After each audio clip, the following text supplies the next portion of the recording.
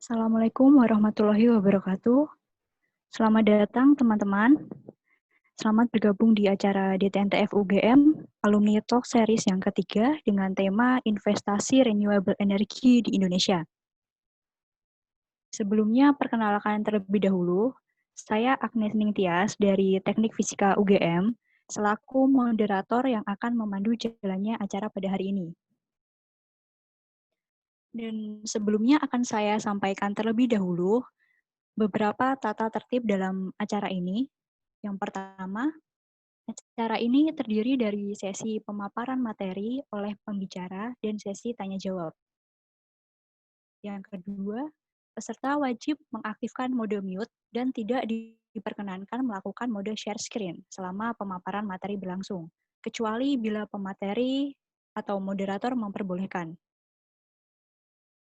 Yang ketiga, peserta tidak menyela atau memotong presentasi dari pembicara. Yang keempat, peserta yang memiliki pertanyaan bisa langsung menyampaikannya melalui fitur chat di Zoom Meeting selama pembicara menyampaikan materi. Kemudian pertanyaan akan direkap oleh moderator dan disampaikan pada sesi tanya-jawab untuk kemudian dijawab oleh pembicara. Yang kelima, peserta yang ingin mengajukan pertanyaan secara langsung dengan mengaktifkan mic bisa dilakukan pada sesi tanya-jawab setelah dipersilahkan oleh moderator. Dengan catatan, waktunya masih tersedia setelah pembicara menjawab pertanyaan dari sesi chat. Dan yang keenam, bagi peserta yang mengikuti acara ini dari awal hingga selesai, berhak mendapatkan sertifikat yang akan dikirimkan melalui email setelah mengisi formulir evaluasi yang akan dibagikan di akhir acara nanti. Dan selanjutnya akan saya perkenalkan terlebih dahulu mengenai acara ini. Jadi acara ini, acara DTNTF UGM Alumni Talk Series, merupakan sebuah wadah sharing antara kakak-kakak alumni Departemen Teknik Nuklir dan Teknik Fisika Universitas Gadjah Mada kepada para mahasiswa, khususnya para mahasiswa di DTNTF, sebagai gambaran kepada mahasiswa terhadap dunia kerja, terutama mengenai keahlian-keahlian dan pengalaman di dunia kerja yang telah dimiliki oleh kakak-kakak alumni sesuai dengan bidangnya masing-masing. Acara ini dapat terselenggara dengan adanya kerjasama antara NRB, Energi Bersih Indonesia, bersama dengan Kamase, Komunitas Mahasiswa Sentra Energi, dan akan diselenggarakan secara rutin setiap minggu hingga beberapa minggu ke depan dengan narasumber-narasumbernya merupakan alumni DTNTF dari berbagai bidang dan latar belakang yang berbeda-beda. Dan untuk narasumber pada acara Alumni Talk Series hari ini adalah Mas Muhammad Eri Wijaya atau biasa disapa dengan Mas Eri. Halo Mas Eri, selamat sore. Mas Eri ini merupakan alumni Teknik Fisika UGM angkatan 2003 dan kemudian setelah menyelesaikan studinya di Teknik Fisika, beliau melanjutkan studinya di Energy Technology, Energy Policy and Planning di King Mongkut University of Technology Thonburi, Thailand, dan juga di Energy Economics Kyoto University, Jepang.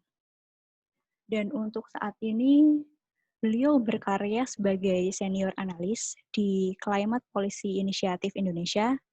Selain itu juga beliau sebagai pengajar di School of Government and Public Policy Indonesia. Selain itu, beliau juga aktif di berbagai organisasi, di antaranya seperti Expert Board of Indonesia Energy Conservation and Efficiency Society, dan juga di International Association for Energy Economics. Oke, selanjutnya untuk menyingkat waktu, langsung saja kita mulai untuk sesi pemaparan materi yang akan disampaikan oleh Mas Eri, yang akan membagikan pengalaman-pengalamannya. Kepada Mas Eri, kami persilahkan. Oke, terima kasih Agnes dan selamat sore teman-teman semua. Sebagaimana tadi dikenalkan oleh moderator, hari ini saya ingin berbagi topik mengenai investasi energi terbarukan yang ada di Indonesia.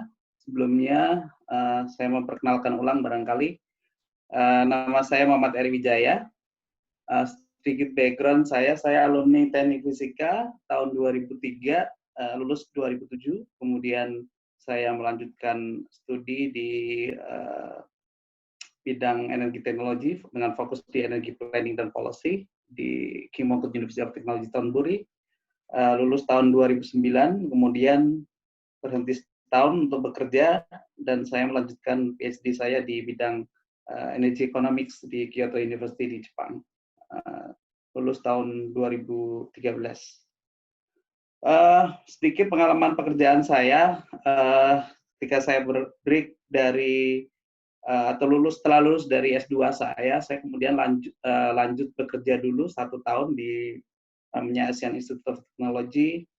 Ini ada di Bangkok ya, di Thailand.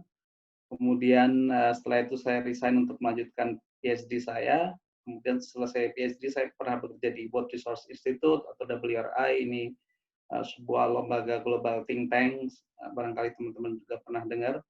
Kemudian saya pernah bekerja di United Nations Industrial Development Organization atau UNIDO, ini lembaga PBB yang bekerja mengelola terkait dengan industri, pengembangan industri.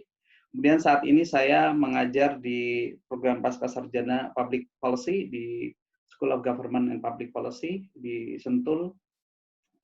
Kemudian saya saat ini full time sebagai senior analis di Climate Policy Initiative Indonesia dari tahun 2015. Kemudian mungkin kita langsung lanjut ke topik kita hari ini. Kita akan bicara tentang energi terbarukan. Saya rasa dari kemarin banyak yang membicarakan tentang berbagai teknologi energi terbarukan oleh alumni-alumni selanjutnya. Hari ini saya mau bicara lebih spesifik pada investasi. Nah, sebelum itu kita akan bicara terkait dengan kondisi terkini energi terbarukan di Indonesia. Di tahun 2020 ini sebenarnya progres daripada energi terbarukan tidak begitu cepat. Nilainya, angkanya tidak terpaut begitu jauh di tahun-tahun sebelumnya 2018, 2017, 2016 ya. Kita tahu bahwa kita punya target di tahun 2025 energi mix dari energi terbarukan itu akan mencapai 23%. Nah, di tahun 2020 ini sampai saat ini baru sekitar 13,6%. Artinya masih jauh karena kita tidak hanya melihat persentasenya, tapi di tahun 2025 secara overall total kapasitasnya juga harus semakin besar ya, karena kebutuhan energi semakin banyak sehingga pembangkit 29,35%. Nah, ini bukan angka yang kecil dan bukan hal yang mudah juga untuk kita capai. Kalau kita lihat hitung-hitungannya untuk mencapai 23% di tahun 2025 itu, tahun 2016 PLN pernah membuat sebuah kalkulasi kira-kira kebutuhannya sekitar 125 miliar dolar, bukan miliar rupiah, miliar dolar. Dan ini bukan angka yang kecil, sekitar 1.400 triliun. Ini angka yang cukup besar. Nah, kalau kita lihat apa sih sejauh mana lah ya pemerintah itu berpartisipasi dalam mencapai target 23% itu. Kalau kita lihat di grafik sini, ini sebuah studi yang kami lakukan di Climate Policy Initiative. Kita mencoba merekod upaya pemerintah dari tahun 2012 sampai 2016,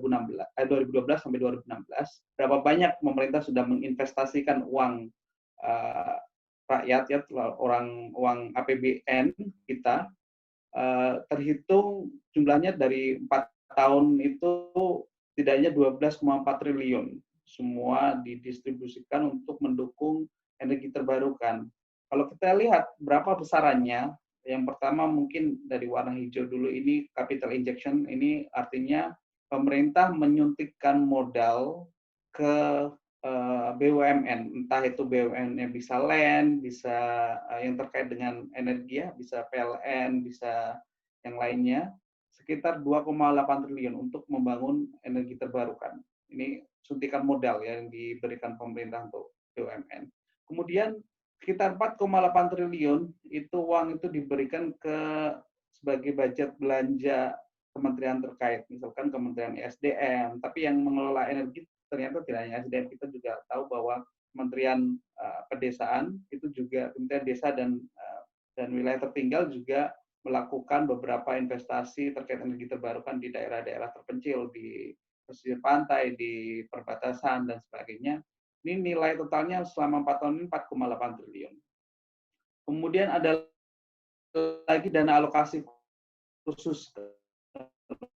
Kita lihat dana alokasi oleh pemerintah daerah untuk membangun energi terbarukan di wilayahnya. Dan dana ini diajukan melalui Kementerian SDM, kemudian berlanjut ke Kementerian Keuangan, dan ketika dananya cair, itu akan digunakan oleh pemerintah daerah untuk membangun energi baru terbarukan di wilayahnya. Besarnya sekitar 2,5 triliun. Kemudian yang terakhir adalah uang dari 12,4 triliun, sekitar 1,8 triliun ini digunakan untuk memberikan insentif kepada badan usaha. Jadi ada beberapa badan usaha swasta yang mengajukan insentif, baik itu keringanan pajak, memberikan insentif keringanan lainnya yang bisa pemerintah berikan seperti garansi, memberikan asuransi dan sebagainya. Ini sekitar 1,8 triliun. Jadi kalau kita hitung rata-rata mungkin sekitar 2,5 triliun saja pemerintah alokasikan dana untuk mendukung pengembangan energi terbarukan di Indonesia. Dari dana sekitar 12,4 triliun ini, setidaknya 2.140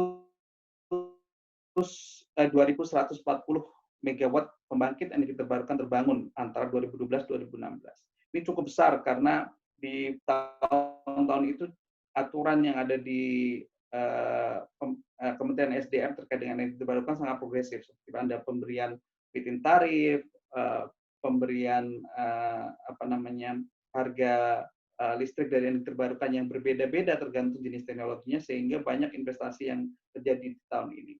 Setidaknya 2012 sampai 2016 per tahun kira-kira 430 megawatt pembangkit listrik energi terbarukan terbangun. Tapi kalau kita lihat sebenarnya di antara range tahun itu untuk mencapai sampai tahun 2025 dibutuhkan minimal 4,3 gigawatt per tahun. Padahal kita cuma bangun 430 megawatt. Jadi gap-nya cukup besar di sini karena apa yang kita usahakan itu hanya sekitar 10% daripada apa yang dibutuhkan untuk mencapai target yang sudah kita pledge-kan. Kemudian kita lihat 56 miliar dolar, atau kalau kita rupiahkan mungkin sekitar 1.400 triliun. Rata-rata kebutuhan untuk membangun energi terbarukan itu kisarannya sekitar 140 triliun per tahun. Atau kalau kita lihat dengan APBN kita sekarang kira-kira ya 140 triliun itu sekitar 7% dari APBN yang kita punya. Dan ini sebuah nilai yang sangat besar bagi pemerintah. Oleh karena itu, pemerintah jelas dari sini angka ini, besaran angka ini 140 triliun tidak cukup uang untuk membangun energi terbarukan sendiri.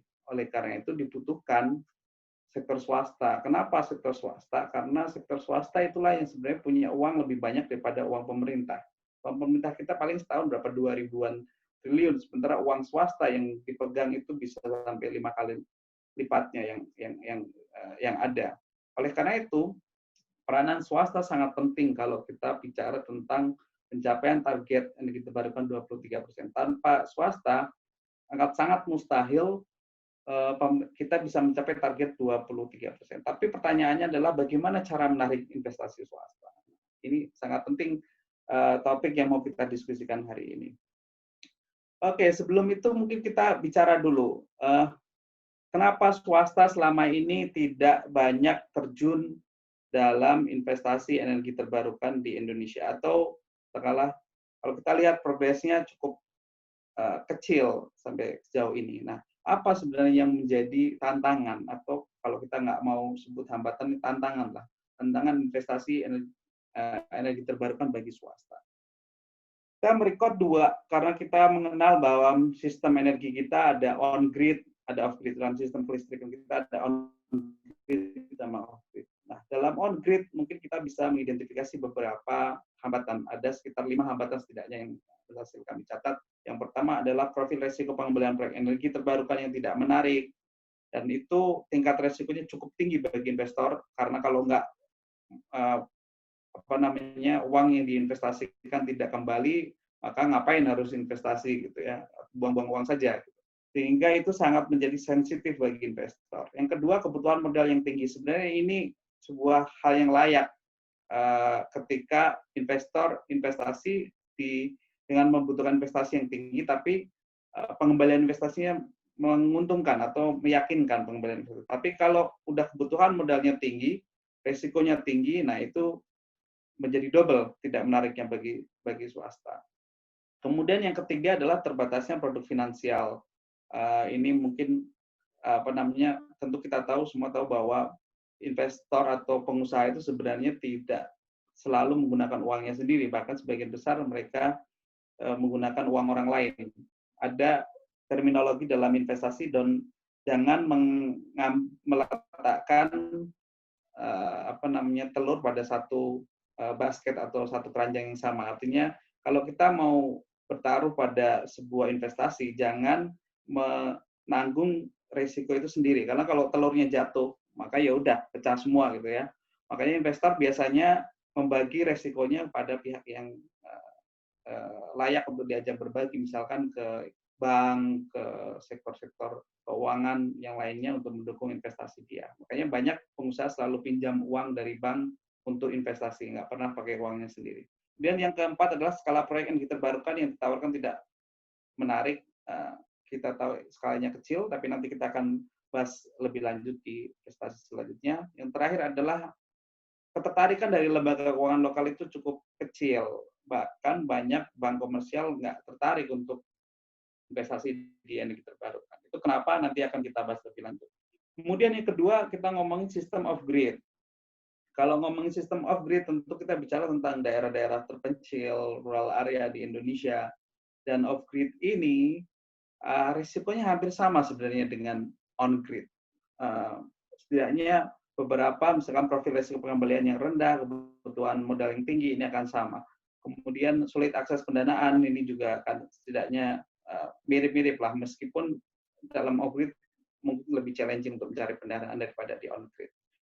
Kurangnya ketersediaan instrumen pembiayaan dan sebagainya. Nah, saya akan coba menjadikan ini satu, karena ada beberapa hambatan yang sama antara on-grid dengan off-grid, kemudian saya akan membahasnya satu persatu. Yang pertama mungkin akan kita bahas dulu terkait dengan profil risiko pengembalian proyek energi yang terbarukan yang tidak menarik, dan ini sangat tinggi risikonya bagi pengusaha. Apa itu? Kita tahu bahwa kebijakan terakhir daripada energi terbarukan itu sebenarnya dasarnya adalah Permen 50 tahun 2017, kemudian ada beberapa revisinya yang sebenarnya revisinya tidak merevisi harga, tapi yang mau kita bahas di sini adalah harga beli listrik yang dihasilkan oleh energi terbarukan. Kalau kita lihat di sini, ini data menunjukkan bahwa nasional BBP sekitar 7,6%. Dari berbagai teknologi energi terbarukan di berbagai wilayah di Indonesia, kira-kira hydropower mikrohydro adalah yang paling rendah harganya, sekitar 3,3 sen. Sementara kalau hydro besar sekitar 10. Kenapa hydro besar 10? Karena infrastruktur yang dibangun cukup besar. Kalau mikrohydro biasanya nggak perlu bikin dam dan sebagainya, tapi kalau hydropower tentu bikin dam dan sebagainya. Kemudian bioenergi sekitar 15 sen per kilowatt hours, 15 sen dolar per kilowatt hours. Kemudian solar PV ini jauh lebih tinggi, sekitar 17 sen per kilowatt hours. Nah, ini kalau kita compare terhadap BPP yang ada di berbagai wilayah, hanya wilayah tertentu saja yang sebenarnya punya potensi untuk investasi yang terbarukan itu memberikan keuntungan atau kelayakan investasi bagi investor. Kalau kita lihat daerah seperti Bangka Belitung ini punya BPP atau biaya produksi cukup besar dalam range sekitar 16 sen per kilowatt hour. Kemudian daerah-daerah timur seperti Papua, Maluku, Nusa Tenggara Timur ini juga nilainya besar. Tapi kalau kita lihat daerah-daerah yang justru padat penduduk dan wilayah yang membutuhkan demand listrik yang besar itu hanya sekitar 6 sen atau ke bawah. Nah, ini menunjukkan bahwa energi terbarukan kalau dengan kebijakan yang sekarang justru hanya bisa dibangun di daerah-daerah timur Indonesia dan Bangka Belitung katakanlah. Tapi daerah-daerah Jawa ini cukup berat, hanya mikrohidro yang harganya masuk, yang lain artinya tidak masuk. Nah, kami pernah melakukan sebuah studi untuk menilai bagaimana caranya agar investor itu bisa investasi di Jawa, khususnya investasi solar PV. Nah, kami menggunakan perspektif daerah Jawa Timur karena Jawa Timur itu punya pertimbangan yang pertama adalah demand-nya tinggi. Kalau kita ngomongin 23% daripada energi mix, pencapaian 23% energi terbarukan dan dalam seluruh energi mix, maka kita harus nyasarnya yang gede-gede. Nah, yang gede-gede ini Jawa Timur gede, karena Jawa Timur penduduknya banyak, industrinya juga berkembang, dan besar kedua ekonominya paling maju setelah Jakarta. Kemudian yang kedua, jaringan Jawa Bali, kita tahu bahwa isu daripada energi terbarukan adalah terkait dengan intermitensi. Kalau kita ngomongin di Jawa Bali, ini gridnya besar sehingga intermitensi dari energi terbarukan solar PV itu bisa diabsorb. Kemudian ketiga, punya biaya pembangkitan rendah. Kenapa ini justru menjadi tantangan? Kalau kita lihat, kalau kita berhasil mengatasi atau melakukan simulasi pemodelan investasi dengan harga biaya pembangkitan paling rendah, berarti daerah lain pasti bisa. Gitu ya. Makanya kita coba dulu masuk ke Jawa Timur. Yang terakhir adalah capacity factor cukup tinggi di Jawa Timur untuk solar PV sekitar 17,3%. Nah, dalam studi ini kami mengevaluasi 3 skala pembangkitan solar PV yang besar, sekitar 5 MW, 25 MW, kemudian 50 MW. Nah, sebelum itu, kita mau dulu breakdown kira-kira besaran investasi yang dibutuhkan itu berapa. Gitu ya.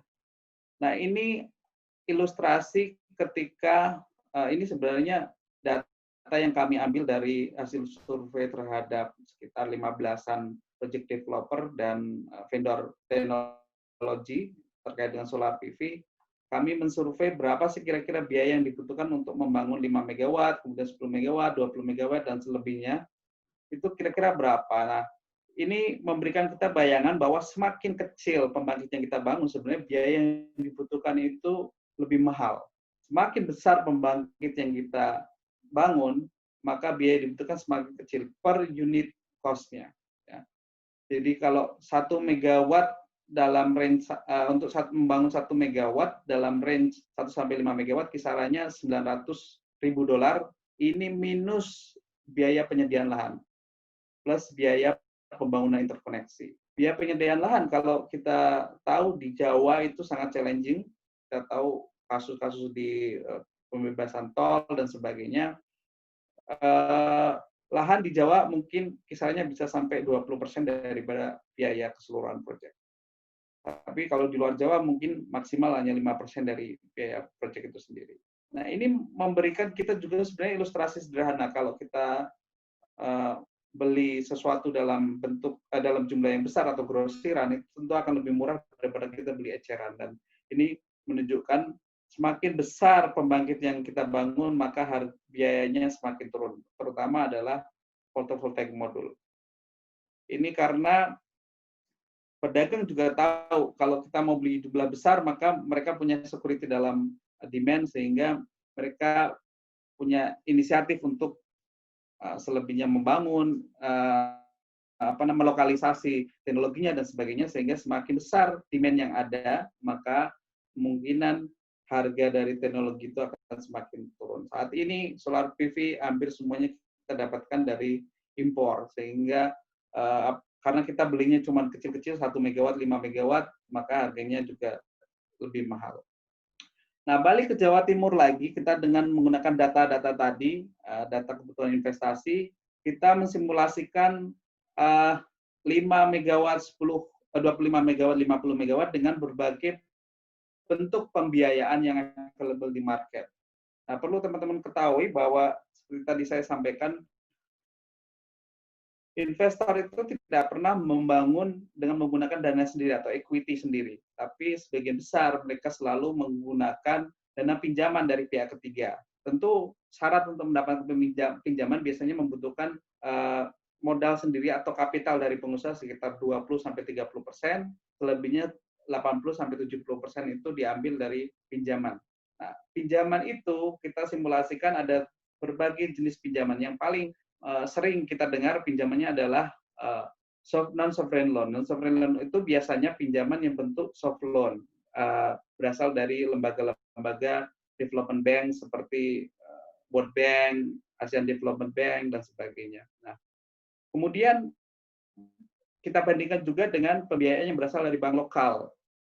Nah, dari simulasi ini kita tunjukkan bahwa IRR, equity IRR-nya, kalau kita bangun 5 megawatt, ini nyaris negatif semua. Artinya sangat tidak visible secara ekonomi, apalagi bankable. Visible aja tidak, apalagi bankable. Gitu ya.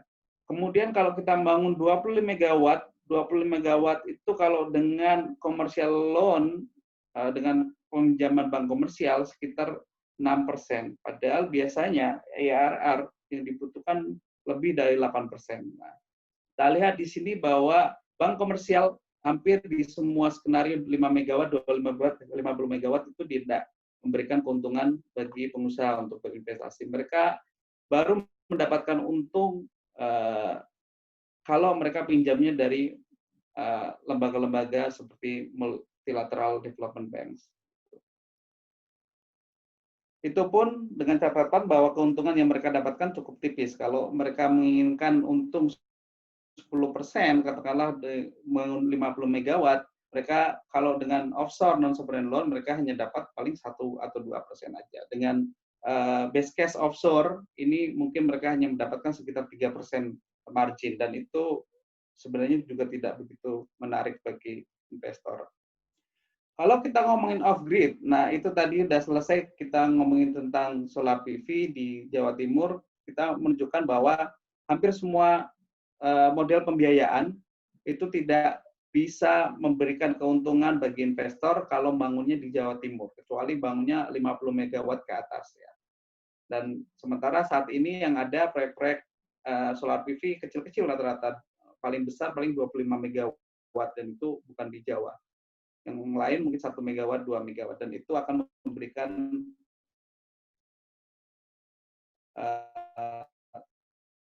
tidak memberikan keuntungan apapun bagi investor. Ini sudah ngomongin on grid.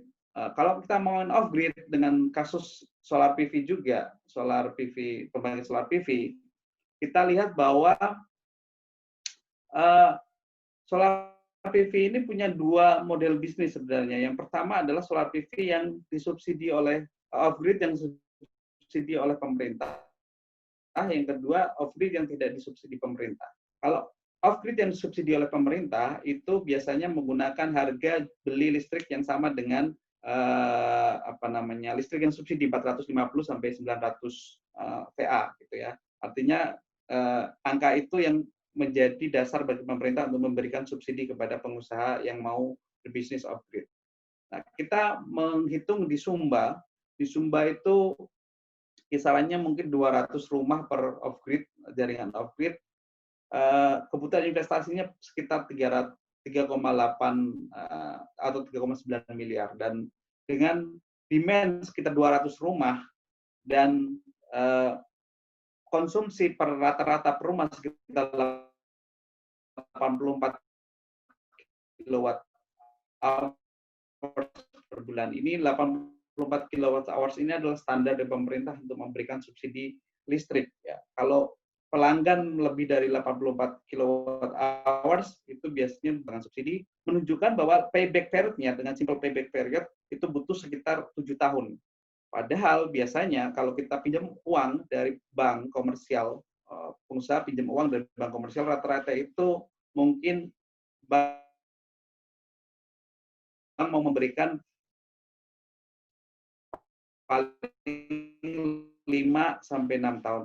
7 tahun juga ada, tapi sangat jarang. Paling rata-rata sekitar 5 tahun. Sehingga kalau payback-nya 7 tahun, maka pengusaha tekor duluan pinjamannya, sementara dari investasinya sendiri belum memberikan pengembalian, karena pengembaliannya baru 7 tahun. Itu untuk kasus off-grid. Kedua, kasus off-grid juga karena banyak off-grid di Indonesia ini yang justru pembayarannya rendah. Artinya masyarakat punya willingness to pay rendah. Ini satu contoh yang ada di Sumba. Kita melakukan survei di Sumba. Di Sumba itu tarif ideal yang dibutuhkan bagi investor untuk mendapatkan keuntungan ketika membangun PLTS off-grid itu masyarakat harus bayar sekitar 200.000 per bulan. Kira-kira ya, dengan asumsi 84 kilowatt hours per bulan. Tapi banyak masyarakat daerah yang kemampuan bayarnya cuma 15.000 per bulan. Ini juga daerah lain yang mampu bayarnya 166.000, tapi tetap 166.000 ini masih ada gap. Idealnya 200.000, mereka cuma mampu 166.000. Nah, sehingga bagi investor swasta ketika masuk ke daerah juga ada kepastian, tidak pastian bagi off-taker. Off-taker itu artinya masyarakat yang membeli listriknya, untuk membayar listrik sesuai dengan harga keekonomiannya. Karena rata-rata kemampuan masyarakat di daerah juga ekonominya lemah, makanya angka 200.000 per bulan ini sebenarnya cukup besar. Nah, itu juga tantangan bagi pengusaha untuk masuk ke sektor off-grid. Nah, sekarang kita masuk ke hambatan yang kedua, yaitu kebutuhan modal yang tinggi untuk investasi di energi terbarukan. Berbeda dengan pembangkit listrik konvensional, di mana biasanya kapital untuk pembangkit listrik konvensional itu cukup rendah. Kalau kita bangun off-grid pembangkit listrik tenaga diesel, katakanlah, dieselnya cukup murah. Kita punya katakanlah 5 harga dieselnya. Bangun itu rumah sederhana di daerah terpencil. Nah, tapi meskipun kapitalnya cukup tinggi, energi terbarukan sebenarnya menawarkan rendahnya biaya maintenance dan fuel, karena hampir semua energi terbarukan kecuali biomasa tidak perlu bahan bakar ya.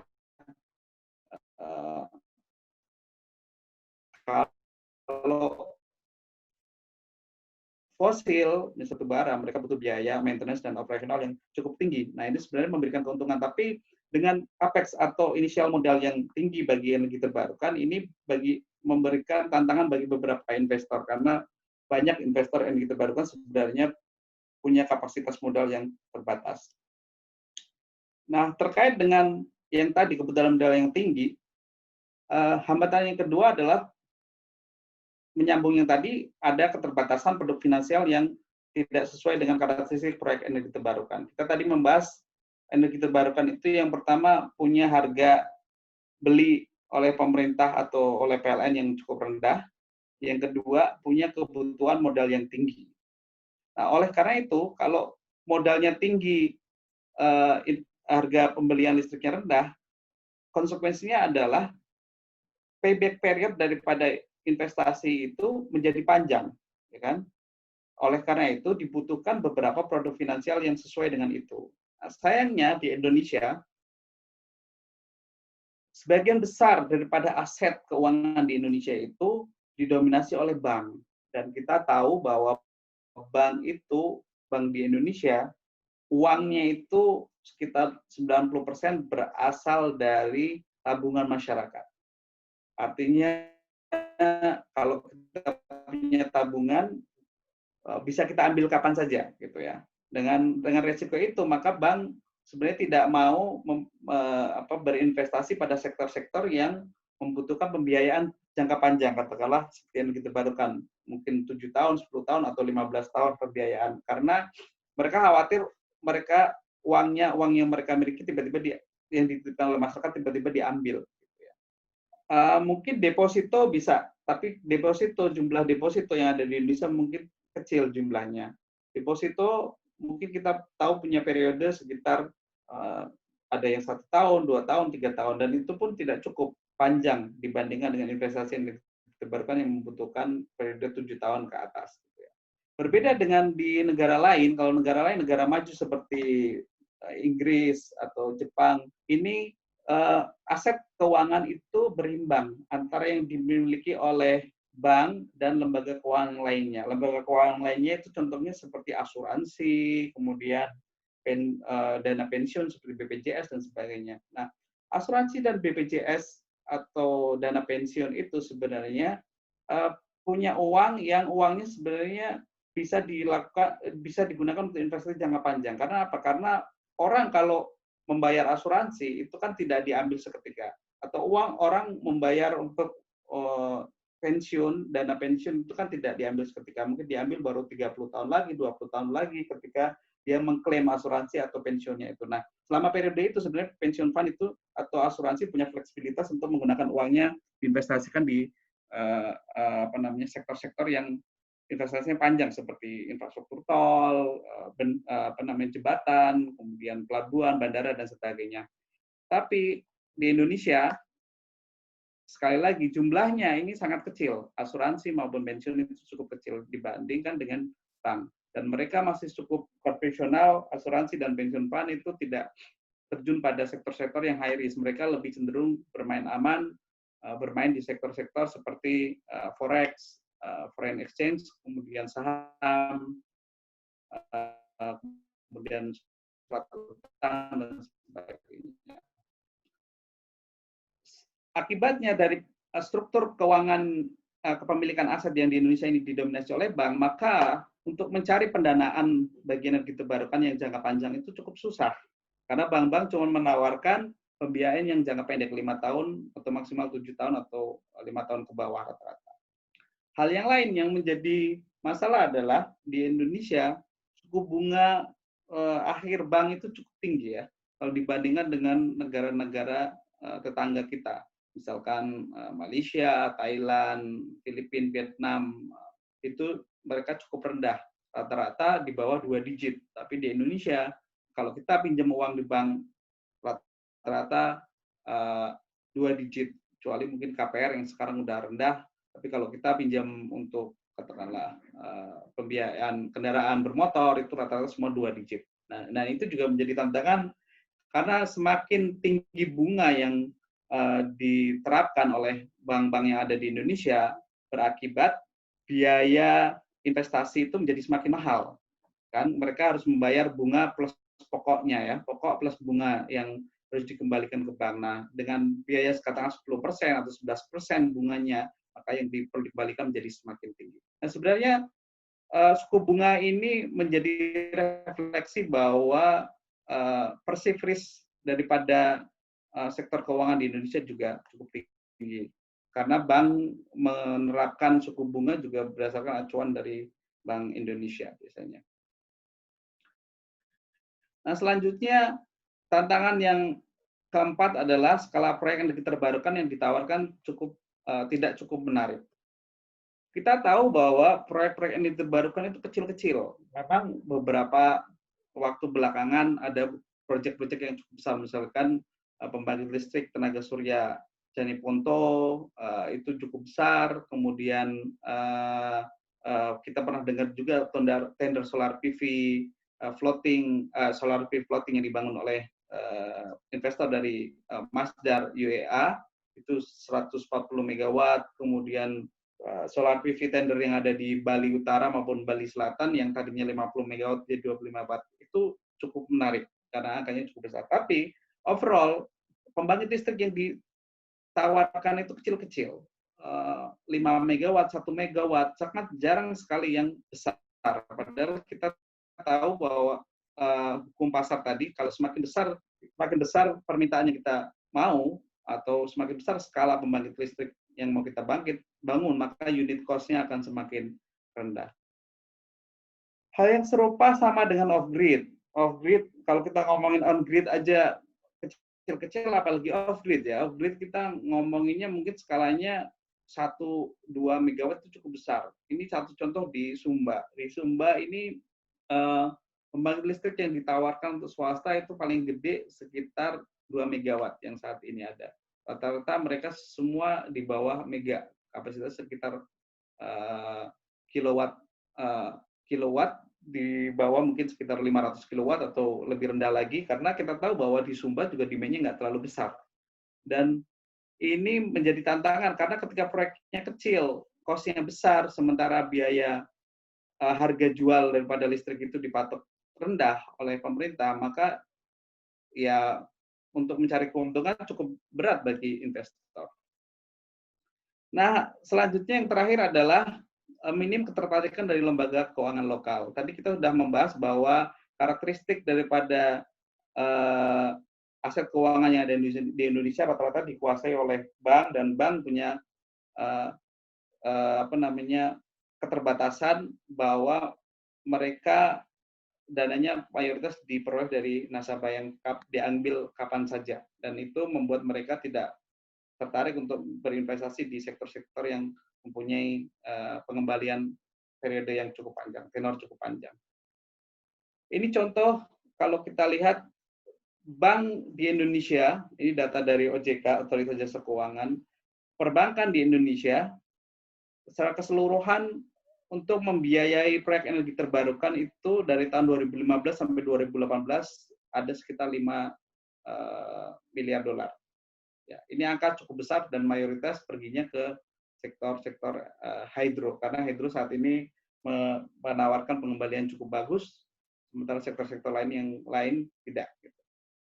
Sementara angka ini kalau dibandingkan dengan pencapaian perbankan dalam membiayai sektor terkait dengan pembangkit listrik itu cukup rendah. Dari periode 2015-2018, bank itu berhasil membiayai hampir 40 miliar dolar. Sementara yang diterbarukan dalam periode yang sama hanya sekitar 5 dolar. Hal ini dikarenakan ada beberapa hal. Yang pertama adalah terbatasnya pengalaman bank terhadap proyek. Kalau bank itu biasanya sangat rigid diatur oleh otoritas jasa keuangan, sehingga ketika bank tidak punya pengalaman untuk yang baik terkait dengan penyaluran pembiayaan ke energi terbarukan, karena proyek energi terbarukan sangat terbatas di Indonesia, maka mereka punya pesimis bahwa energi terbarukan juga berisiko tinggi, karena mereka nggak punya pengalaman yang bagus karena jumlah proyeknya juga kecil. Yang kedua adalah bank lokal tidak melakukan project financing. Nah, rata memang aturan di Otoritas Jasa Keuangan yang mengatur bank itu memperbolehkan bank komersial hanya melakukan corporate financing. Sedangkan bank tidak melakukan project financing. Corporate financing itu artinya adalah bank memberikan pinjaman ke perusahaan, bukan bank membiayai pelaksanaan daripada proyek. Jadi ketika perusahaan mau pinjam uang dari bank, maka yang dinilai aset keseluruhan daripada perusahaan itu sendiri, dan sebenarnya tidak tersangkut paut secara langsung dengan proyek apa yang mau dilakukan oleh bank itu, oleh peminjam itu sendiri. Sedangkan project financing ini lebih berfokus pada performa daripada proyek yang mau dibiayai oleh bank. Dan ini rata-rata project financing dilakukan oleh development bank seperti PT Sarana Multi Infrastruktur atau Bank Dunia atau ASEAN Development Banks. Yang terakhir tadi sudah kita ulas sebelumnya bahwa proyek energi terbarukan membutuhkan pembiayaan jangka panjang. Tapi yang bisa bank lakukan di Indonesia adalah pembiayaan jangka pendek dan menengah, karena struktur keuangan yang ada dan sumber dana dari bank rata-rata dari nasabah.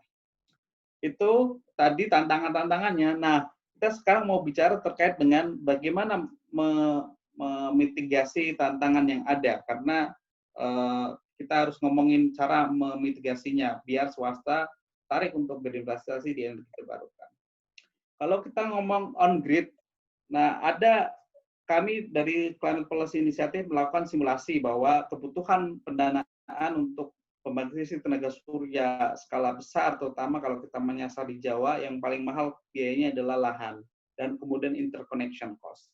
Nah, kami melakukan pemodelan apa yang disebut sebagai solar park.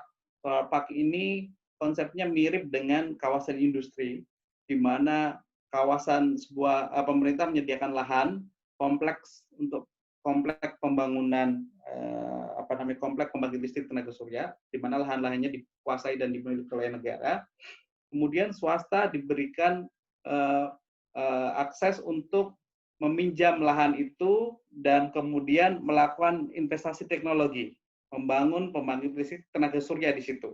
Tapi mereka tidak perlu membeli lahannya karena lahannya punya negara. Sebenarnya ini konsepnya mirip dengan tol ya. Tol itu lahannya kan milik negara dan swasta hanya membangun tolnya dan diberikan konsesi untuk mengelola operasinya sekitar 20 atau 30 tahun gitu ya. Ini sama seperti itu konsepnya, lahan disediakan oleh negara, interkoneksi dibangun oleh negara, dan swasta hanya membangun teknologinya, membangun pembangkit listriknya tanpa memperhitungkan biaya-biaya itu. Dan kalau kita tahu bahwa lahan itu komponen yang terbesar, interkoneksi komponen yang mahal, maka kita bisa simulasikan dengan kasus solar park tadi di Jawa Timur, katakanlah, kalau kita bangun 100 megawatt solar PV, kalau kita tahu tadi bahwa untuk bangun 50 megawatt itu margin yang diperoleh oleh swasta cukup kecil karena IRR-nya paling sekitar 13% lah ya.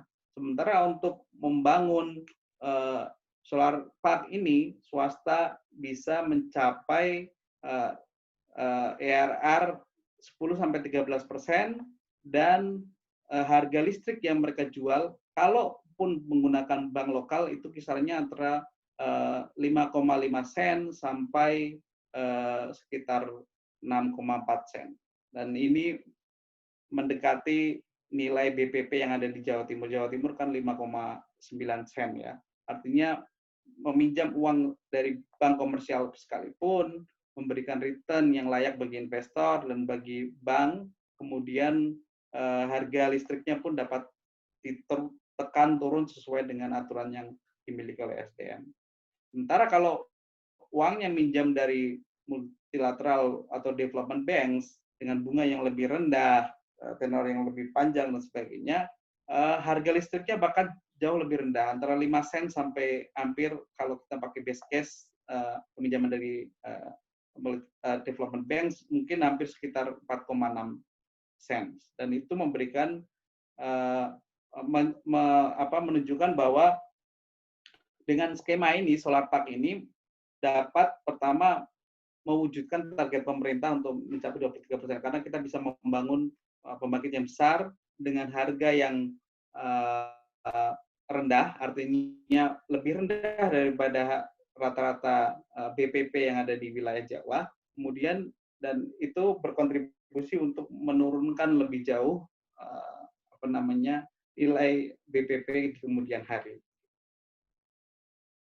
Sedangkan untuk off-grid tadi kita tahu resikonya yang pertama adalah potensi bisnis yang off-taker-nya yang nggak ada dan sebagainya, maka off-grid kita bisa lakukan swasta di sini, maka sebenarnya dengan adanya BUMD sini sebenarnya swasta bisa berbagi resiko off-taker dan sebagainya, resiko tidak mampunya masyarakat untuk bayar karena ada Pemda yang membackup di sini. Dan ini salah satu bisnis model yang kita tawarkan juga ke pemerintah, ke SDM terkait pengembangan listrik off-grid di daerah-daerah terpencil. Kemudian ada lagi opsi instrumen mitigasi. Kalau kita bicara terkait dengan pembangkit listrik yang ada di Indonesia kecil-kecil, gitu ya. Kalau kecil-kecil kita ngomongin kecil-kecil pasti kan investasinya menjadi mahal. Karena tadi kita tahu kalau membangun 1 megawatt dibanding bangun 5 megawatt harga unitnya pasti lebih murah yang 50 megawatt, lebih mahal 1 megawatt ya. Nah, bagaimana caranya agar investor itu tertarik? Kalau kita tetap punya yang kecil-kecil tapi nilai cost-nya bisa turun dan dapat investasi yang besar. Nah, ini ada namanya risk pooling investment. Risk pooling investment itu mengelompokkan proyek-proyek pembangkit listrik yang terbarukan yang kecil-kecil sehingga keekonomian meningkat dan menarik minat daripada investor swasta. Ini ada ilustrasinya, gambarnya kira-kira begini. Kalau kita cuma menawarkan satu pembangkit listrik 1 megawatt ke investor. Maka investor tidak akan tertarik karena biayanya cukup mahal, pengembalian investasinya cukup rendah. Tapi ketika nilai itu 1 megawatt itu ada 10 atau ada 20 watt, katakanlah biayanya adalah $1 juta, 20 megawatt atau 20 pembangkit yang nilainya rata-rata 1 megawatt jadi 20 megawatt, maka jadi $20 juta. Dan itu pertama menarik investor karena nilainya cukup tinggi, kedua berpotensi juga dengan ada double investment ini, kalau kita membangun dalam jumlah yang besar, maka tadi belanja barang yang kita beli bisa turun. Daripada kita membeli 1 megawatt panel solar, kalau kita beli 20 megawatt, pasti unit cost-nya lebih murah yang 20 megawatt. Dan itu kalau kita kumpulkan, itu akan menarik investasi swasta, sehingga swasta akan ikut berinvestasi. Kemudian pembangkit-pembangkit yang kecil-kecil itu akan terbangun juga. Kira-kira itu hari ini sharing dari saya. Nah, kenapa saya tertarik pada mengelola investasi swasta untuk menarik energi terbarukan? Karena kalau kita membicarakan pembangunan energi terbarukan di Indonesia, rasa-rasanya cukup tertinggal jauh. Ini bukan masalah tertinggal teknologinya, tapi tertinggal environment untuk investasinya. Kalau kita lihat pembangkit listrik tenaga solar, mungkin di negara-negara lain, ini contoh ya, pembangkit listrik tenaga surya, PLTS, mungkin di negara-negara lain kita pernah dengar harganya seperti India mencapai 2,5 sen per US dollar. Sementara di Indonesia saat ini baru mencapai mungkin rata-rata sekitar 12 sen per US dollar.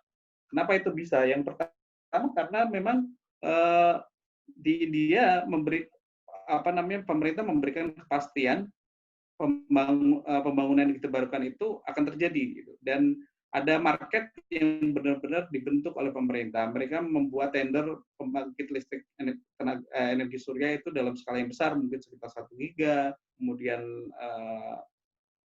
swasta tertarik karena angkanya besar, kemudian memberikan multiplier efek seperti supplier atau penyedia atau produsen teknologi itu juga tertarik untuk berinvestasi di skala lokal, dan itu pada ujungnya adalah membantu untuk membuat harga keseluruhan sistem itu menjadi murah. Kalau sekarang kita butuh biaya shipping, kita butuh biaya ada perpajakan dan logistik dan sebagainya, tapi kalau dibangun secara lokal, maka harganya akan lebih murah. Dan untuk membuat investor teknologi tertarik untuk membangun membangun teknologi itu secara lokal, tentu demand itu harus di-create. Dan ini beberapa mekanisme yang kita usulkan agar energi terbarukan di Indonesia itu ya terakselerasi. Harganya masuk sesuai diharapkan pemerintah, dan juga swasta tertarik untuk berinvestasi. Karena kalau swasta tidak tertarik berinvestasi, maka ya yang ada mandat. Kita tahu dari 2017 sampai 2020 ini progres energi terbarukan di Indonesia sangat lambat. Beberapa proyek yang COD itu rata-rata proyek-proyek lama yang menggunakan peraturan harga energi dengan rezim yang lama, bukan rezim yang baru. Sementara yang rezim baru ini hampir sangat kecil investor yang tertarik. Saya rasa itu mungkin kalau ada pertanyaan dari teman-teman yang mengikuti ini, silakan. Terima kasih. Saya kembalikan ke moderator. Oke, terima kasih Mas Eri atas pemaparannya yang sangat komprehensif dan menarik gitu. Dan penjelasannya sangat ekonomis sekali ya. Ini jadi salah satu insight baru sih Mas untuk teman-teman yang kayak misalnya di teknik fisika kan basicnya yang lebih ke teknologi begitu ya. Dan untuk langsung saja Mas, ini sudah ada beberapa pertanyaan yang masuk. Jadi ini akan saya bacakan terlebih dahulu pertanyaannya untuk nanti kemudian bisa dijawab oleh Mas Eri, begitu ya Mas? Ya. Pertanyaan yang pertama, ada pertanyaan dari Erwin, dari saudara Erwin. apakah sudah ada feasibility study yang menunjukkan jenis renewable energy apa yang sesuai untuk suatu daerah dibandingkan dengan investment cost yang menarik bagi swasta? Mohon penjelasannya, mungkin bisa langsung dijawab Mas Eri.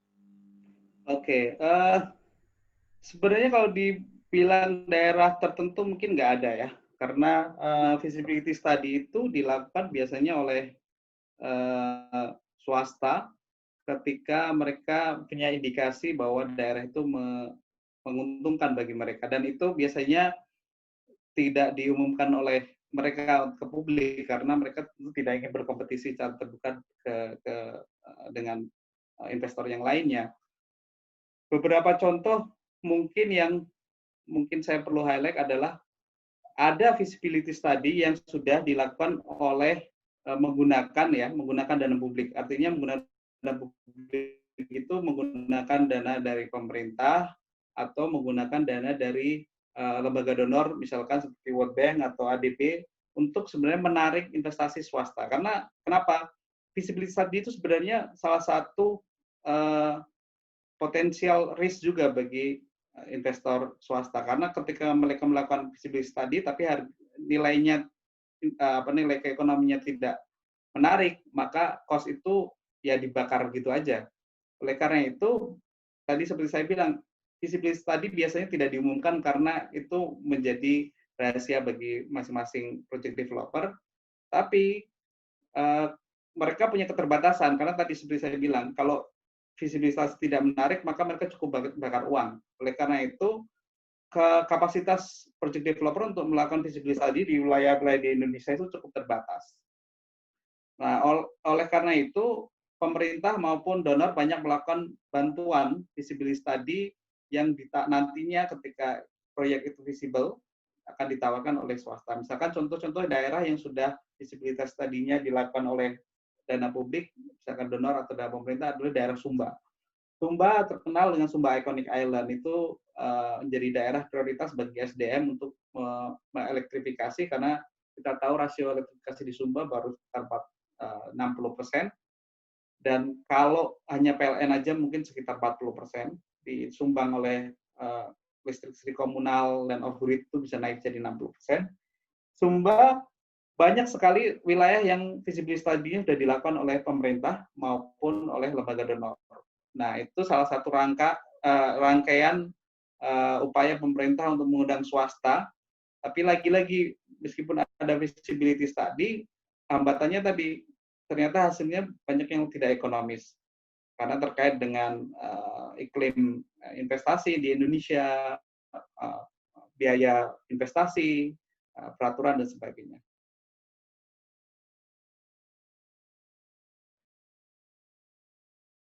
Saya rasa itu dari saya. Oke, terima kasih Mas penjelasannya. Terus kemudian pertanyaan selanjutnya, ada pertanyaan dari saudara Irfan. Skenario agar menarik secara ekonomi tadi butuh penawaran proyek yang besar. Apa itu artinya pemasangan EBT yang kecil seperti PV rooftop tidak ekonomis begitu? Nah, mengingat bahwa mungkin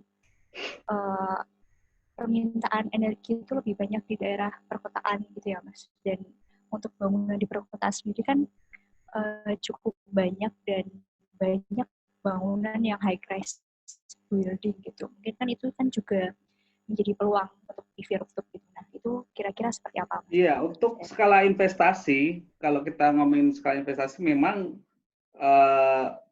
paling menarik adalah yang besar-besar tentu ya, karena dalam investasi ada disebut cost of fund, cost of development, itu mau proyeknya besar, mau proyeknya kecil, biaya yang dibutuhkan akan sama. Gitu. Perizinan dan sebagainya itu semua harganya sama. Staf yang mengerjakan proyek itu kira-kira ya nggak begitu jauh beda, mau ngerjain 5 megawatt, mau ngerjain 10 megawatt atau 100 megawatt, biaya-biaya awalan seperti itu akan sama bagi investor. Oleh karena itu mereka biasanya nggak tertarik ngerjain yang kecil-kecil karena biayanya sama aja kan, effort yang dibutuhkan sama aja. Mereka tertarik yang besar. Memang ada tren yang menunjukkan bahwa desentralisasi atau microgrid atau ya contohnya salah satu solar rooftop itu populer. Tapi kalau kita lihat di Indonesia, solar rooftop saat ini regulasi yang ada itu hanya akan dibeli biayanya sekitar 0,65 dari harga listrik yang dijual oleh PLN ke masyarakat. Artinya dengan 0,65 tentu payback period-nya akan sangat panjang ya, mungkin lebih daripada 12 tahun. Nah, itu sampai saat ini belum menawarkan keuntungan bagi investornya. Artinya kalau orang pasang solar rooftop mayoritas adalah biasanya hanya untuk prestis atau memang dia aware terhadap environment. Tapi kalau secara investasi itu masih jauh bagi investor.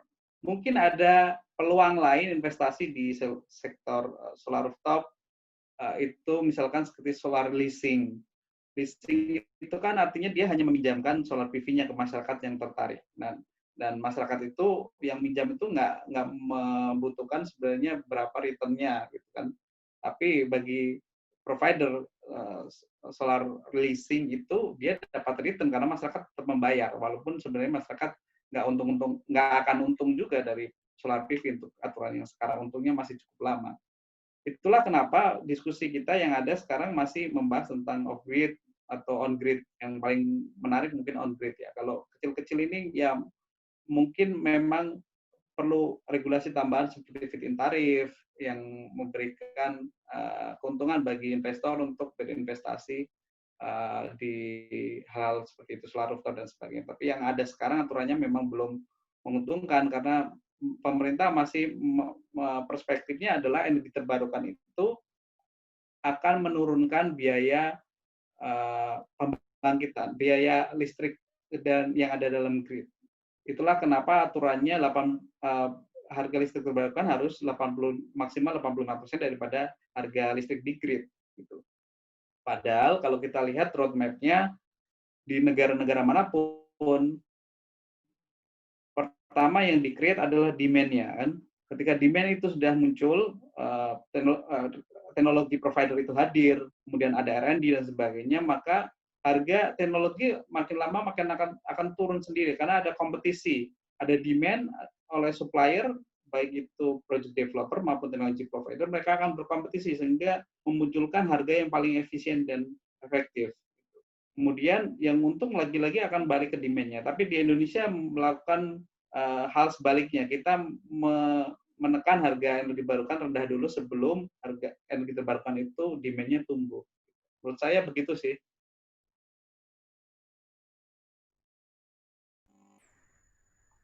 Oke, Mas Eri. Dan untuk pertanyaan selanjutnya, ini ada pertanyaan dari saudara Andi yang menanyakan tentang ini Mas, pada tahun 2013 di Bali kan ada investasi sekitar 1 megawatt PLTS, sekitar $1 juta investasinya. Nah, ternyata saat ini juga masih $1 juta juga per megawattnya. Nah, sedangkan harga produksi PLTS kan secara trennya kan sudah menurun daripada tahun-tahun sebelumnya. Tapi kenapa untuk harga investasinya juga masih tidak menurun juga gitu. Nah, kira-kira seberapa besar sih Mas pengaruhnya antara penurunan harga produksi dengan pengaruhnya terhadap harga investasinya? Oke, terima kasih atas pertanyaannya. Nah, itu pertanyaan yang cukup menarik. Sebenarnya kalau kita lihat tren daripada biaya atau harga solar panel di dunia itu kan menurun signifikan ya.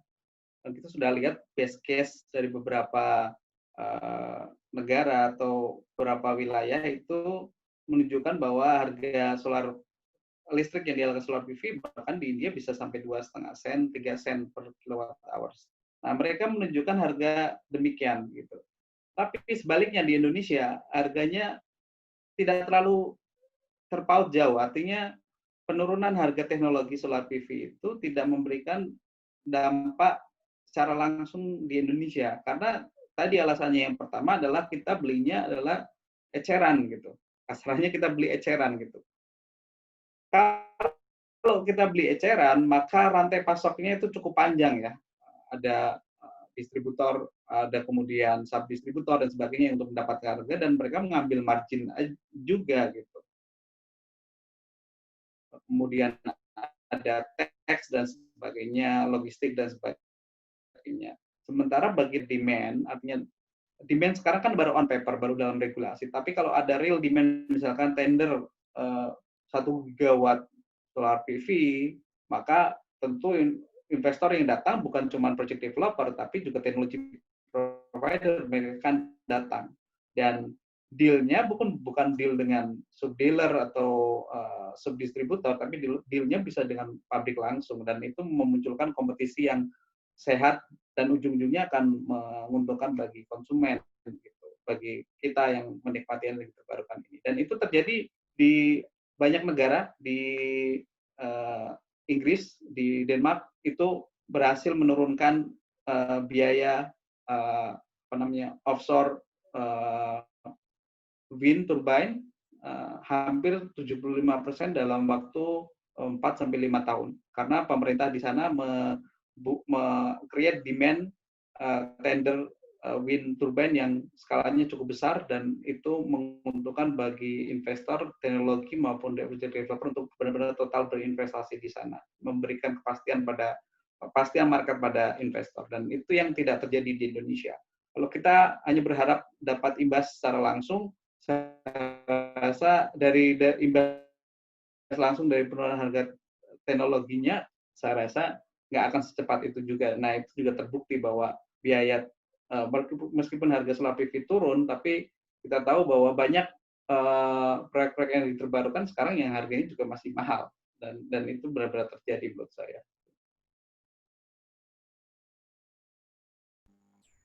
Jadi butuh proses gitu ya Mas, dan investasi ini salah satu Betul poin sekali, penting gitu semua butuh proses. Jadi untuk mencapai harga yang rendah itu butuh proses, dan salah satu proses yang ada adalah meng-create demand sehingga terjadi kompetisi market yang sehat dan kompetitif antar provider, antar teknologi provider, antar project developer. Nah, kalau kaitannya dengan ternyata tidak sesuai dengan target gitu Mas, seperti pertanyaan dari saudara Pamungkas bahwa salah satu jenis EBT yang saat ini digalakkan adalah Project Wind Power. Contohnya di Jinipoto, itu output powernya di bawah yang diprediksikan ternyata. Kira-kira kalau kasus untuk seperti ini, kira-kira seperti apa ya Mas? Apakah berarti bahwa investasi wind power itu tidak akan selalu menarik begitu dari Iya, kalau kita lihat case Jaloponto itu salah satu showcase yang sangat bagus dalam blended finance ya. Blended finance itu mungkin teman-teman sering dengar istilah blended finance, di mana uang publik itu dicampur dengan uang investor swasta sehingga membuat investasi itu menjadi lebih terjangkau gitu pada akhirnya. Nah, Jaloponto itu salah satu case yang bagus di mana kolaborasi antara sektor swasta dan sektor publik melalui dana-dana dari filantropi, dari lembaga negara, development banks, untuk memberikan pinjaman yang murah kepada project developers, sehingga project developer mampu untuk membangun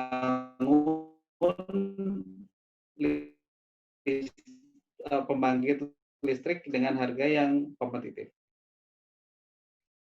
Kalau itu mungkin kaitannya kaitan teknis ya, saya nggak begitu menguasai teknis di situ, tapi setidaknya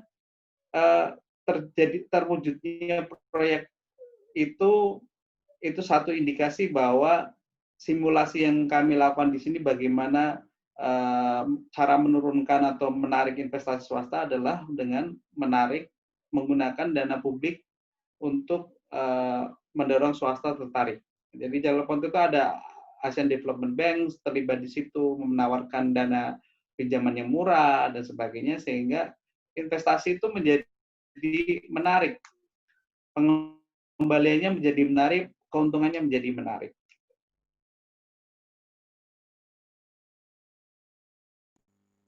Oke, baru tahu juga saya Mas, ternyata Ternyata begitu ya dibaliknya, banyak banyak bantuan juga dari swasta ternyata ya. Betul, dan mungkin bantuannya malah justru dari dana publik ya, dari lembaga-lembaga publik ya untuk membuat investasi itu menjadi nyata. Karena kalau hanya berharap dari investor swastanya investasi aja tidak akan visible gitu ya. Tapi dengan adanya dana-dana dari publik yang memberikan pinjaman, terlibat dalam investasinya, itu membuat swasta menjadi tertarik karena nilai keekonomian dari proyek itu menjadi tinggi.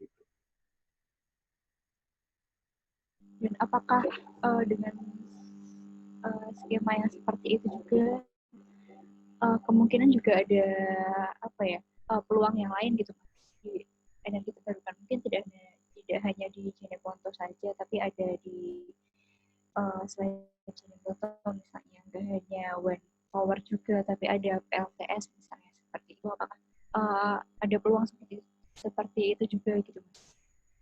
Nah, iya, saya rasa itu presiden yang cukup bagus ya untuk ditiru lagi bahwa blended finance, skema blended finance atau menggunakan dana-dana publik untuk mengungkit apa namanya kemampuan swasta berinvestasi itu cukup menarik untuk ditiru. Tapi memang tidak sepenuhnya daya ungkit itu cukup. Gitu. Jadi tidak seterusnya daya ungkit yang dilakukan oleh pendanaan publik itu cukup. Karena misalkan kalau ADB memberikan pendanaan yang murah, katakanlah dengan bunga yang bunganya mungkin 11-10%. Tapi kalau harga biaya listrik yang dijual atau yang dibeli oleh pemerintah kalau melalui PLN itu rendah, ya tetap juga akan menjadi tantangan serendah-rendahnya bunga kalau memang harga beli listriknya juga masih murah, ya itu juga akan susah juga tercapai gitu ya.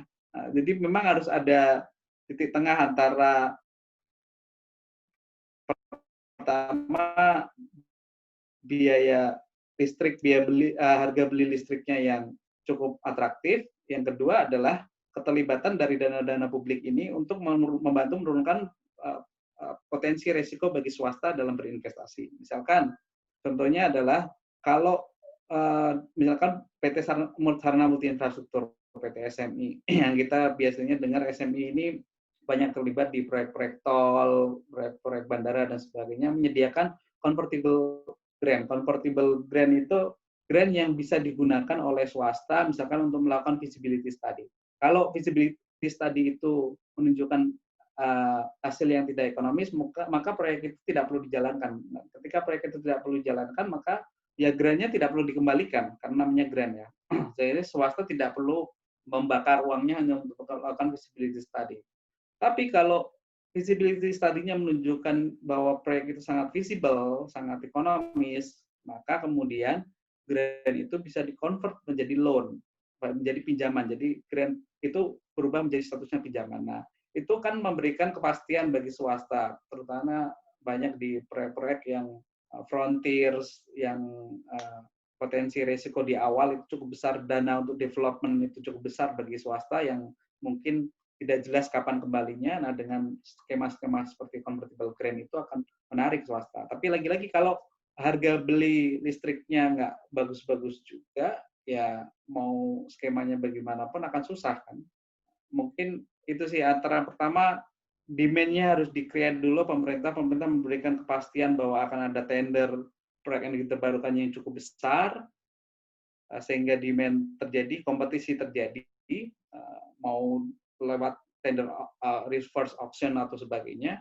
Kemudian yang kedua, pemerintah membantu dengan menyediakan grant-grant yang atau skema subsidi atau instrumen lainnya yang membantu memberikan daya ungkit bagi swasta untuk berinvestasi dan mengurangi potensi risiko terjadi seperti kehilangan uang di fase feasibility study atau kemudian swasta harus bayar pajak yang mahal terhadap panel surya gitu ya. Nah, itu yang mungkin bisa dilakukan. Terus yang ketiga adalah menawarkan harga beli listrik yang kompetitif. Nah, harga beli listrik kompetitif itu tentu kan harus dievaluasi dari tahun ke tahun, dari waktu ke waktu melalui kalau misalkan reverse auction, katakanlah berarti harga penawaran terendah bisa dipakai lagi dalam tender selanjutnya dan itu menciptakan penawaran yang jauh lebih kompetitif ke depannya. Nah, itu mungkin beberapa skema yang harus dilakukan oleh pemerintah agar swasta berminat untuk berinvestasi.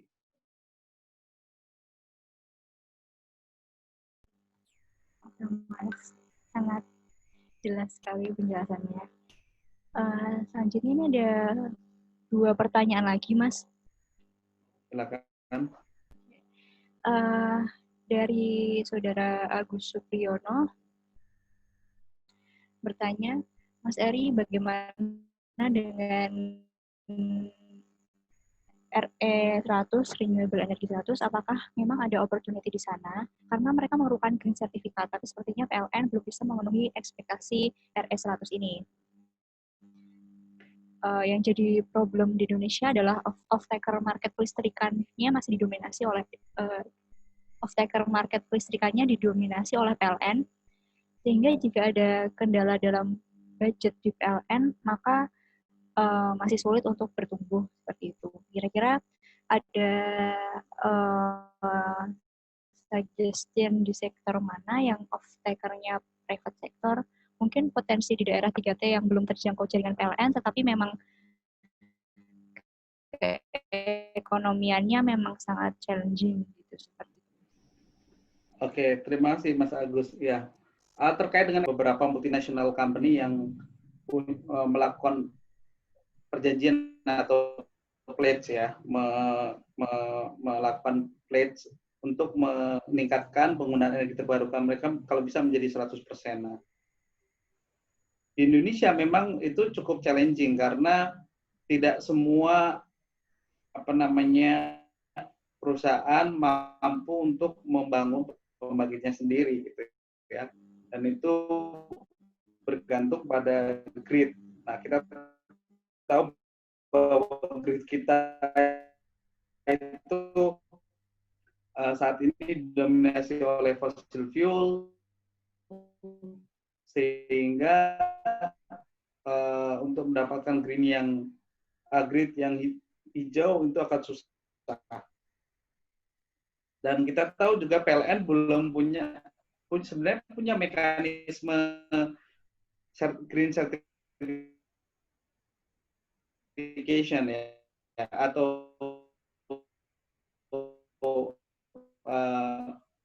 sertifikat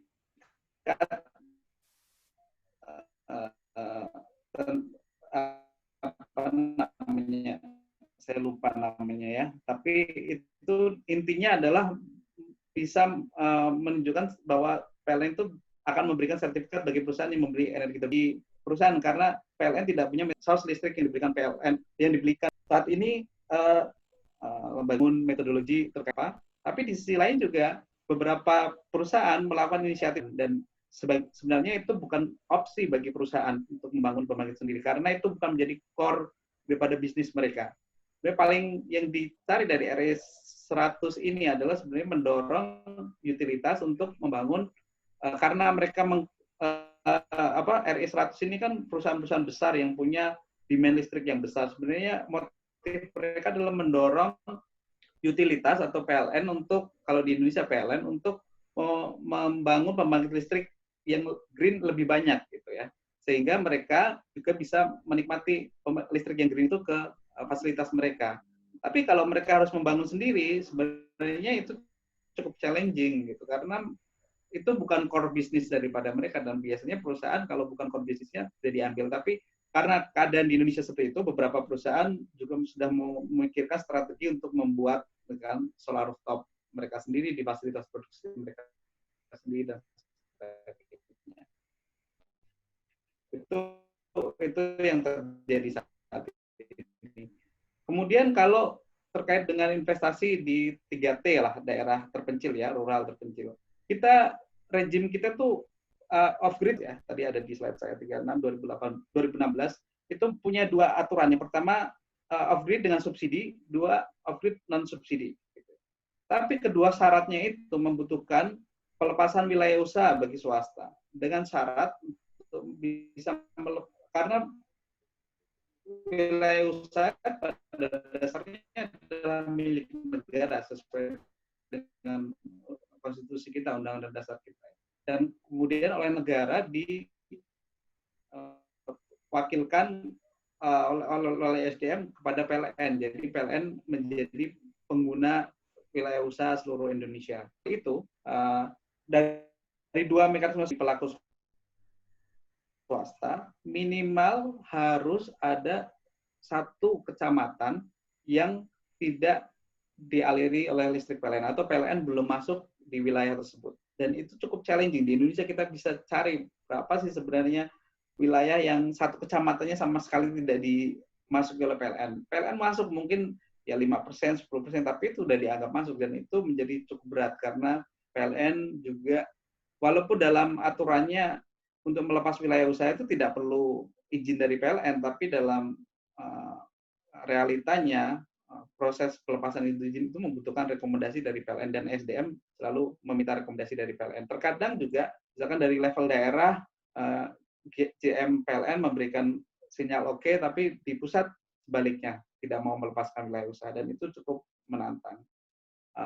Mungkin itu satu tantangan yang tidak selama kami melakukan studi tidak bisa tantangan melepas wilayah usaha itu menjadi satu yang tidak bisa kita cari solusinya kecuali mengaturannya diubah. Kalau terkait dengan profitability, tadi kita bisa cari berbagai bisnis model atau berbagai instrumen finansial yang bisa membantu swasta untuk mencapai level profitability-nya. Tapi kalau wilayah usaha yang harus dipenuhi syarat dasar untuk melakukan bisnis di daerah terpencil itu yang agak susah. Nah, menurut kami ya itu yang mungkin perlu direvisi ulang sih.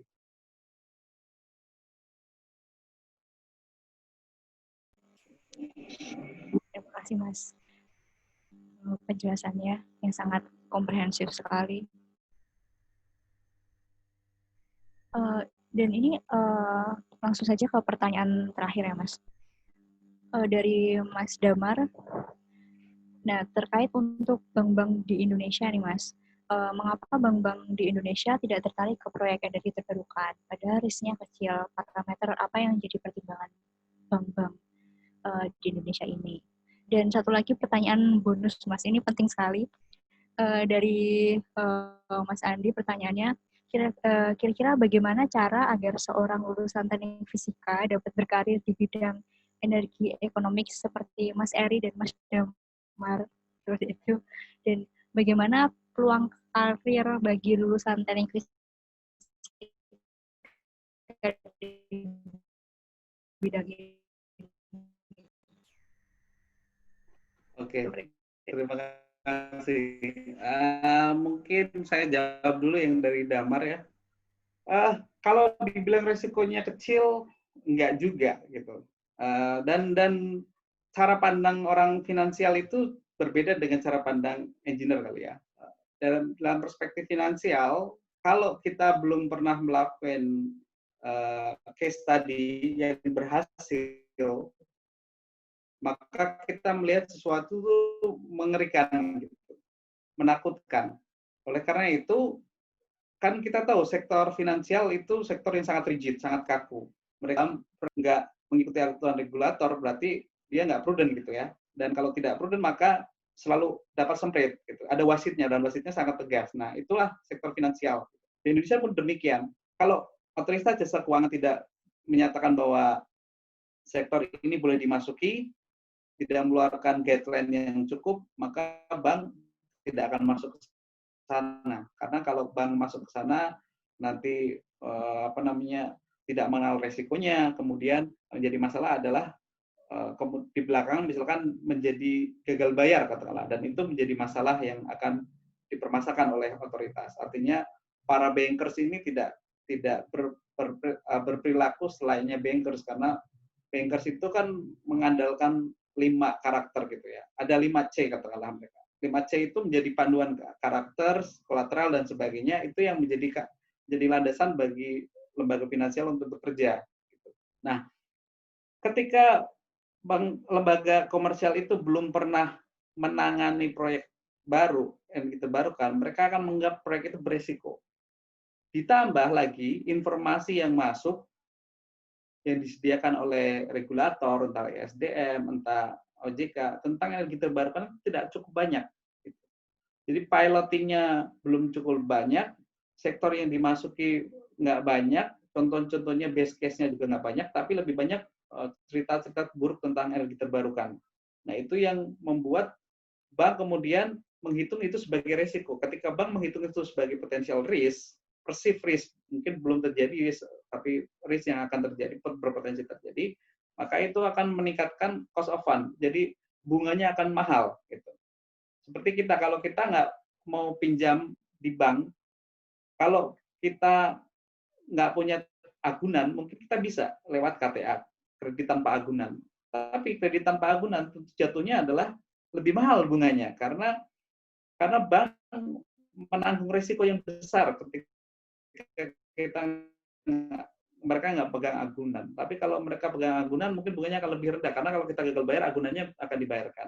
Itu contoh seperti itu. Sama seperti kalau kita belum pernah bersentuhan dengan bank, ketika kita akan maju ke bank untuk pinjam uang, itu syarat yang dibutuhkan oleh bank akan lebih banyak. Kemudian bunganya juga berpotensi lebih tinggi dan sebagainya. Nah, itu yang terjadi. Karena bank nggak mengenal secara langsung. Dan itu PR bagi regulator untuk mengenalkan bank. Dan salah satu yang berhasil menurut saya adalah proyek mikrohidro. Mikrohidro perjalanannya cukup panjang, tapi bank cukup confidence untuk membiayai mikrohidro karena mereka tahu potensial risknya seperti apa, checklistnya yang harus dilihat seperti apa, mereka tahu return-nya, mereka tahu walaupun di awal cukup challenging mikrohidro itu, di mana banyak project developer yang melakukan feasibility study abal-abal. Artinya biasanya debit yang harus diketahui untuk meninjau sebuah potensial proyek untuk menjadi mikrohidro ada periode tertentu, tapi project developer banyak yang tidak punya kapasitas untuk melakukan visibilitas tadi, kapasitas mestinya kapasitas data debitnya, sehingga mereka banyak bikin proposal instan dan banyak bank yang terkecoh juga, jadi banyak non performing loan juga di sektor mikrohidro. Tapi dari waktu ke waktu bank lebih mengenal, dan sekarang mikrohidro seperti data saya lihatkan tadi itu menjadi sektor yang seksi bagi bank untuk dibiayai gitu. Dan kita lihat banyak juga perusahaan yang fokus di mikrohidro seperti Kencana Energi sudah melakukan IPO pertama kali, dan artinya itu, dan sahamnya juga laku di market, artinya mendapatkan kepercayaan dari pasar, dan itu menjadi sektor yang proven. Pembangkit listrik tenaga surya belum banyak karena memang case-nya yang besar belum ada gitu ya, belum banyak. Beberapa investornya adalah investor internasional, perusahaannya juga perusahaan internasional, tapi perusahaan lokal kita berharap itu muncul dan memberikan memberikan confidence bagi bank komersial untuk melihat itu sebagai potensi. Itu terus kemudian tadi pertanyaan yang kedua dari Andi, nah memang saya background-nya teknik fisika, bagaimana kemudian bisa menjadi ekonomi energi karena pertama saya melihat bahwa teknologi itu sebenarnya teknologi itu dikendalikan oleh demand ya, dalam perspektif ilmu adaptasi teknologi, itu teknologi dikendalikan oleh demand, bukan demand yang dikendalikan oleh teknologi, tapi teknologi dikendalikan oleh demand. Oleh karena itu pengembangan teknologi apapun itu menyesuaikan dengan kebutuhan demand, melihat celah demand itu butuhnya apa, kemudian dibuatkan. Dan itu yang membuat saya tertarik untuk belajar energi, karena kita tahu bahwa perkembangan teknologi energi itu cukup pesat, riset dalam teknologi energi cukup pesat, tapi lagi-lagi pengembangannya tidak cukup, pengembangan implementasinya tidak cukup besar, dan yang menjadi tantangan adalah ternyata terkait dengan keekonomiannya, dan itu yang membuat saya tertarik untuk belajar lebih lanjut, melengkapi pengetahuan teknis saya terkait energi teknologi menjadi belajar ekonomi dan finance terkait dengan energi, dan itu ternyata lebih cepat belajarnya orang engineering untuk belajar finance dan teknologi daripada membawa orang finance dan orang ekonomi untuk belajar teknologi, dan itu memberikan saya pengayaan baru dan melakukan bridging antara kepada orang finance dan orang teknologi dalam pengembangan energi terbarukan di Indonesia.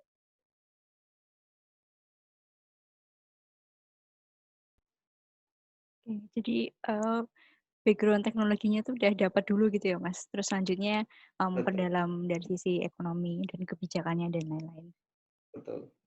Oke, sepertinya untuk sesi pertanyaan, sesi tanya jawab sudah cukup, sudah banyak, sudah cukup banyak kita berdiskusi pada hari ini.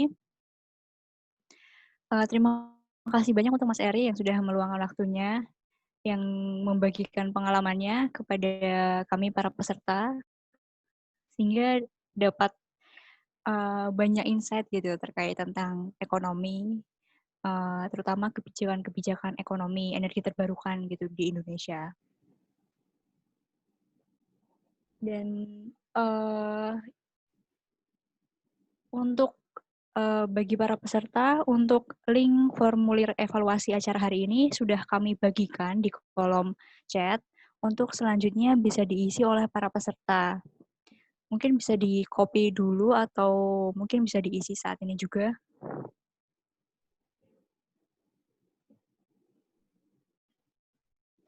Dan saya informasikan juga bahwa untuk acara Alumni Talk Series keempat minggu depan akan diadakan pada hari Kamis 9 Juli 2020 di jam yang sama, yaitu jam 16 hingga selesai. Yang pembicaranya akan disampaikan oleh Mas Cecep Setiawan dengan topik instrumentasi pada pembangkit listrik.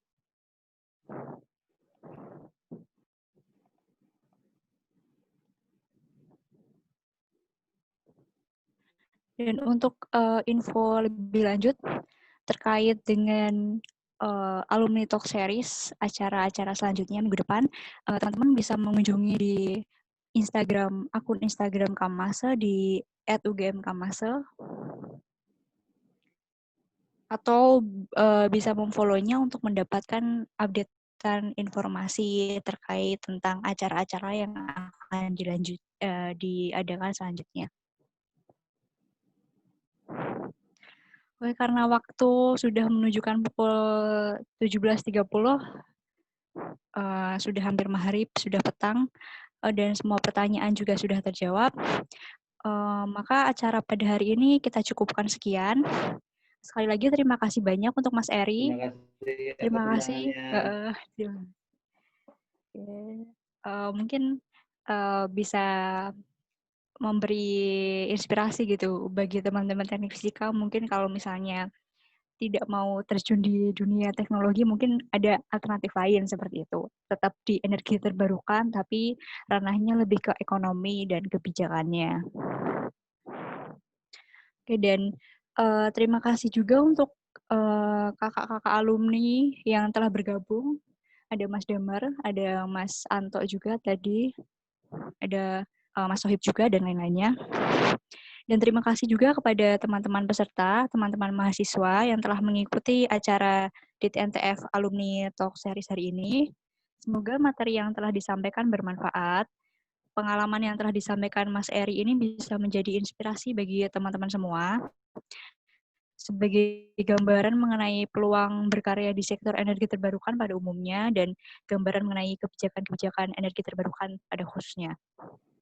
Untuk acara hari ini saya akhiri sampai di sini. Mohon maaf atas kesalahan saya selaku moderator. Sampai jumpa di acara DTNTF Alumni Talk Series minggu depan. Dan salam sehat untuk kita semua. Assalamualaikum warahmatullahi wabarakatuh. Sekali lagi saya ingatkan untuk teman-teman peserta bisa mengisi formulir evaluasi yang linknya telah panitia share di kolom chat. Untuk selanjutnya, para peserta bisa mendapatkan sertifikat setelah mengisi formulir tersebut.